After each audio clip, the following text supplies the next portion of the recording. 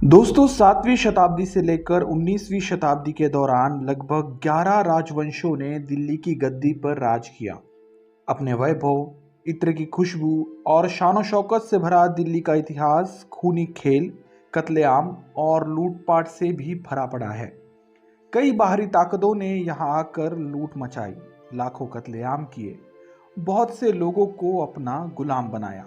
आज का हमारा ये पर्टिकुलर वीडियो भी दिल्ली में हुए ऐसे ही एक कत्लेआम पर आधारित है, जिसे अमल में लाया था ईरान के एक सुल्तान नादिर शाह ने। तो चलिए शुरू करते हैं इस कहानी को इन डिटेल में। सत्ता के भूखे नादिर शाह का बचपन बहुत ही गरीबी में बीता। उसके पिता भेड़ चराने का काम किया करते। नादिर जब 13 बरस का था तब उसके पिता की मृत्यु हो गई। ऐसे में परिवार की सारी जिम्मेदारी छोटे नादिर के कंधों पर थी। एट इनिशियल स्टेज उसने लकड़ी काट कर बेचना शुरू किया। जैसे जैसे नादिर शाह की उम्र बढ़ने लगी उसने अपना कदम जुर्म की दुनिया में रखा। आगे चलकर नादिर शाह फौज में भर्ती होता है और यहीं से शुरू होती है उसकी तरक्की की कहानी। एक मामूली सिपाही से नादिर शाह कुछ ही महीनों में एक बहुत बड़ा जागीरदार बन गया था। वो गजब का वॉरियर था। नादिर शाह ने उस वक्त तुर्की आक्रमणकारियों से अपनी सल्तनत को बचाते हुए फौज में अपना लोहा मनवाया।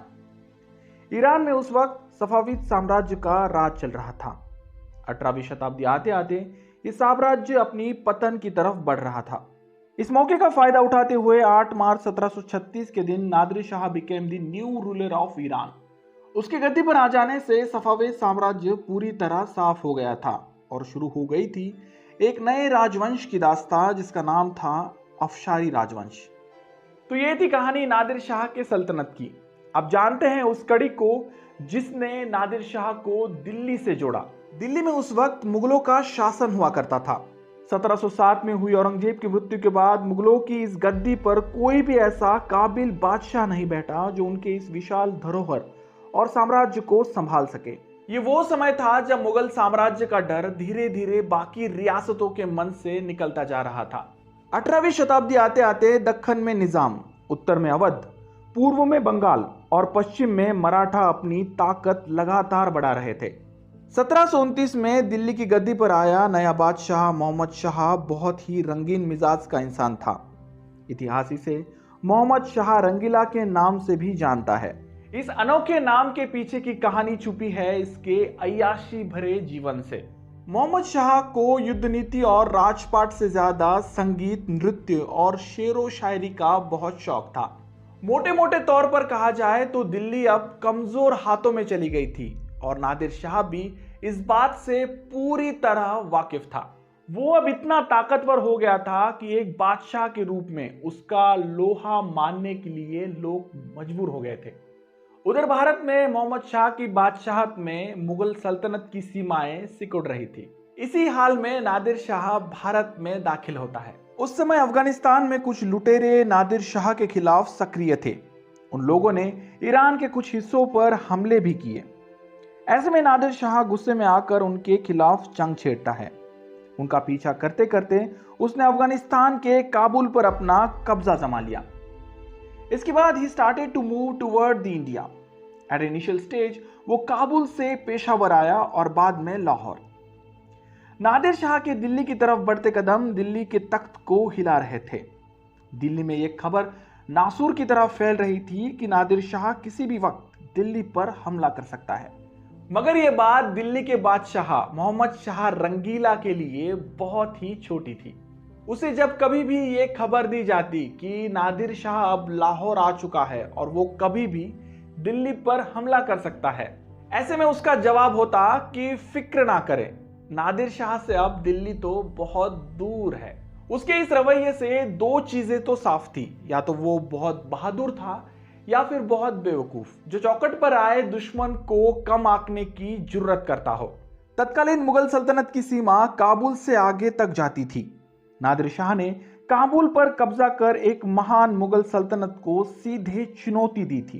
1526 में बाबर ने पानीपत की पहली लड़ाई में उस वक्त के शासक इब्राहिम लोदी को हराकर मुगल सल्तनत की नींव रखी थी। उसके 213 साल बाद पश्चिम से कोई हमलावर पहली बार दिल्ली की तरफ बढ़ रहा था। मोहम्मद शाह रंगीला को यह लगता था कि नादिर शाह को दिल्ली के बजाय करनाल के रास्ते रोका जाए। ऐसे में उसने अपने सबसे ताकतवर दो गवर्नर सादत खान और निजाम उल मुल्क को करनाल जाकर नादिर शाह की सेना से भिड़ने के आदेश दिए। सादत खान अवध का गवर्नर था और निजाम उल मुल्क दक्खन का। इन दोनों की आपस में कभी बनती नहीं थी। कहा जाता है कि ये दोनों एक दूसरे की शक्ल तक देखना पसंद नहीं करते थे। दोनों में चल रहे इस मिसकम्युनिकेशन की वजह से मुगल सेना में भी बहुत बड़ी फूट पड़ी थी, जिसका असर करनाल में हुई लड़ाई में दिखाई दिया। जब नादिर शाह दिल्ली जाने के लिए करनाल के रास्ते से हो आगे बढ़ रहा था, तब उसका सामना निजाम उल मुल्क की सेना से हुआ। उस समय अवध का गवर्नर सादत खान वहां सेना लेकर पहुंचा ही नहीं था। मुगल सेना की बात की जाए तो उनकी संख्या 3 लाख से भी ज्यादा थी, जहां उनके पास आधुनिक बंदूकें, तोपें और कई हाथियों के दस्ते थे।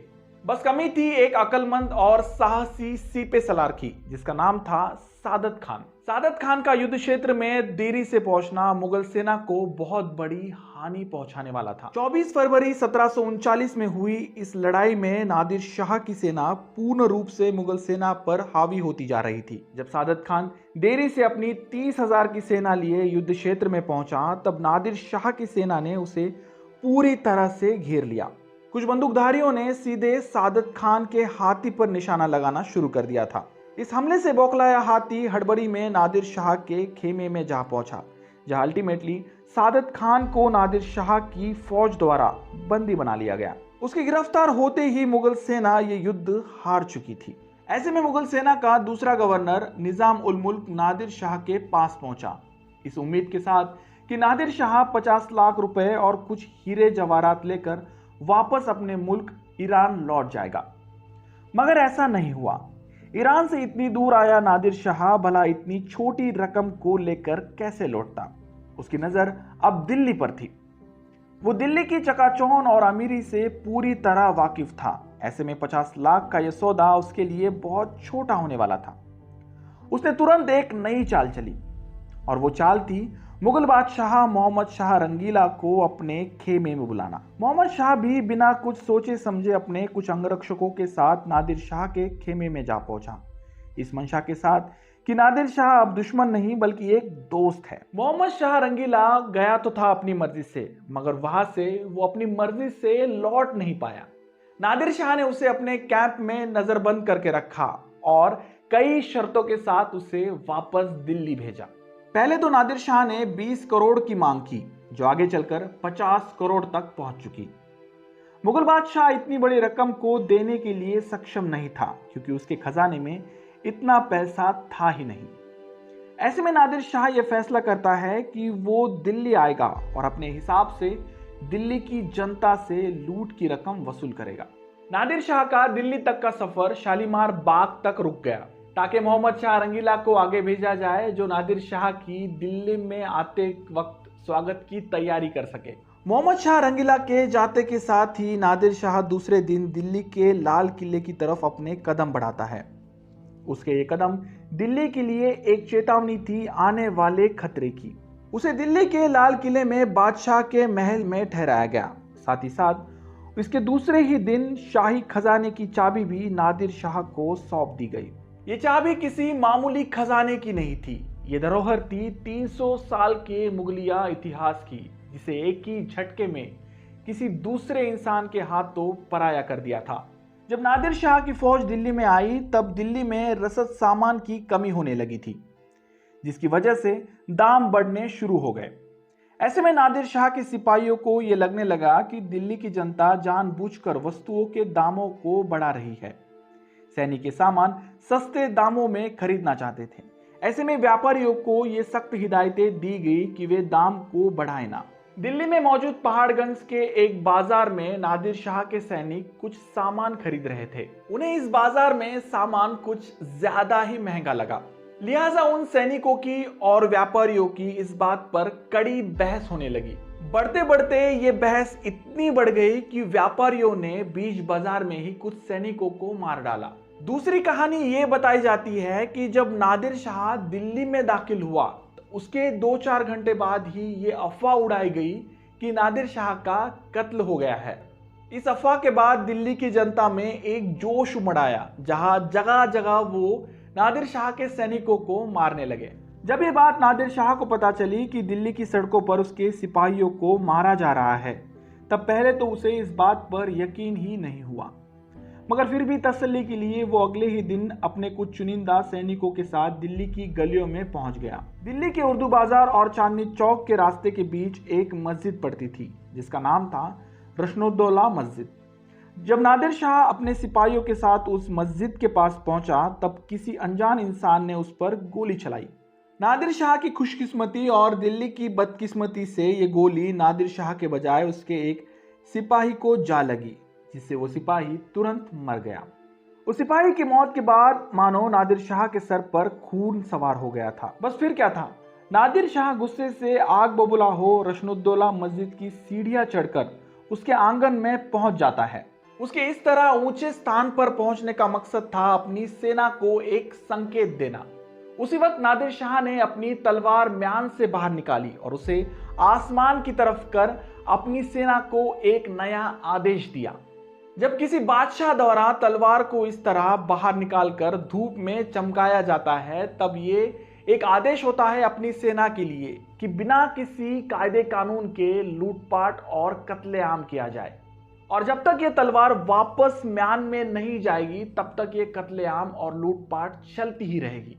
फिर क्या था, अपने बादशाह के आदेशानुसार नादिर शाह की सेना किसी भूखे भेड़िए की तरह दिल्ली की जनता पर टूट पड़ी। एक डच चश्मदीस मैथ्यूज वैन लिप्साई ने इस कत्लेआम का वर्णन कुछ इस प्रकार किया है। ईरानी सैनिक जानवरों की तरह बर्ताव कर रहे थे। ऐसा लग रहा था कि दिल्ली की सड़कों पर खून की बारिश हो रही है। नाले खून से बजबजा रहे थे और मिट्टी का रंग पूरी तरह से लाल हो गया था।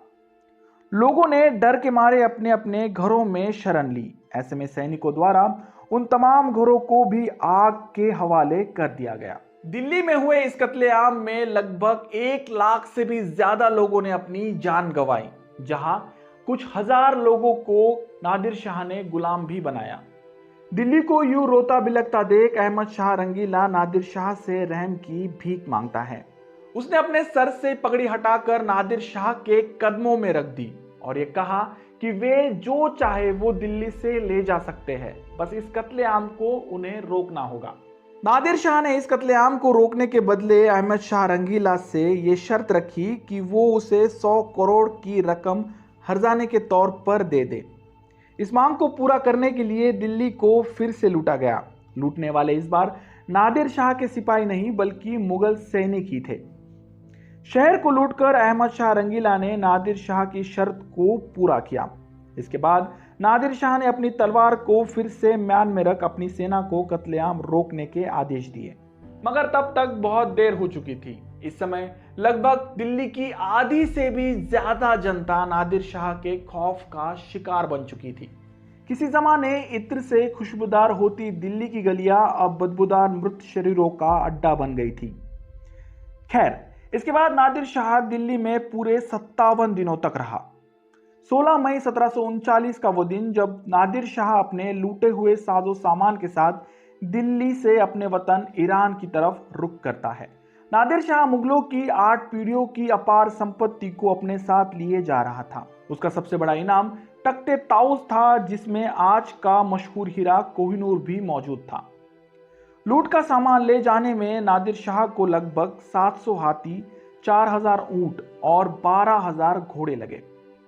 नादिर शाह के लिए यह खजाना इतना बड़ा था कि उसने 3 सालों तक अपनी ईरान जनता से किसी किस्म का टैक्स नहीं लिया। कोहिनूर और बहुत बड़ी धन संपत्ति के साथ नादिर शाह दिल्ली से चला गया था, लेकिन दिल्ली फिर वो दिल्ली कभी नहीं बन पाई जो अपने धन वैभव से लोगों को आकर्षित कर रही थी। नादिर शाह के बाद अफगानिस्तान के रास्ते लुटेरों का भारत आना शुरू हो गया। यूरोप से ब्रिटेन, फ्रांस और पुर्तगाल की साम्राज्यवादी शक्तियां भारत में पांव फैलाने लगी और भारत का भविष्य हमेशा हमेशा के लिए बदल गया। तो ये थी कहानी नादिर शाह द्वारा दिल्ली में मचाए कत्लेआम की। आपका इसके बारे में क्या कहना है, कमेंट बॉक्स में जरूर लिखिए। अब जाते जाते एक आसान सा सवाल दोस्तों, नादिर शाह के बाद 1761 में एक और लुटेरे ने भारत की भूमि पर कदम रखा था, मगर इस वक्त इसके सामने मुगल नहीं बल्कि मराठा खड़े थे। इन दोनों के बीच हुई लड़ाई को पानीपत की तीसरी लड़ाई कहा जाता है। ऐसे में आपके लिए सवाल यह है कि इस लुटेरे का नाम क्या था? जवाब कमेंट बॉक्स में जरूर लिखें। वीडियो अच्छा लगे तो प्लीज इसे लाइक कर अपने दोस्तों में शेयर करना ना भूलें। और हाँ, आपको अगर मेरा काम वाकई में अच्छा लगता है तो प्लीज चैनल को सब्सक्राइब कर देना।